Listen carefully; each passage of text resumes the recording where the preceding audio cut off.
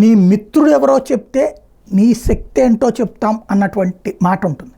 జగన్కి మిత్రులు BC, SC, ST, minority.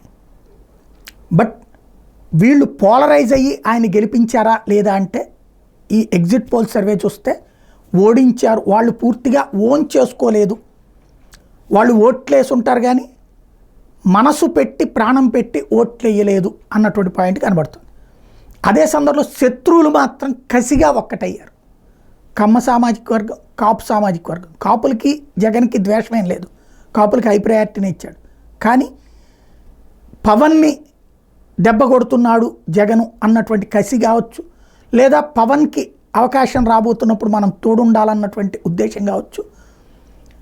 వర్గశత్రుత్వాన్ని పక్కన పెట్టి మరి కాపు కమ్మ ఒక్కటయ్యారు. అలాగే ఓసీలలో బ్రాహ్మణ, వైశ్య ఇట్లాంటి సామాజిక వర్గాలు ఒక్కటి కావడం, ఇవన్నీ కూడా యాంటీగా, ఇవి కుల సమీకరణాలలో యాంటీ జగన్ అయితే, వీళ్ళకి తోడుగా ప్రభుత్వ ఉద్యోగులు తీవ్ర ఆగ్రహంతో ఉండటం, పెన్షనర్లు తీవ్ర ఆగ్రహంతో ఉండటం, అట్లాగే ఎవరైతే మద్యం సేవించేవాళ్ళు తీవ్ర ఆగ్రహంతో ఉండటం, పోలీస్ యంత్రాంగం తీవ్ర ఆగ్రహంతో ఉండటం, జగన్ మీదన ద్వేషించే వాళ్ళందరూ ఒక్కటయ్యారు.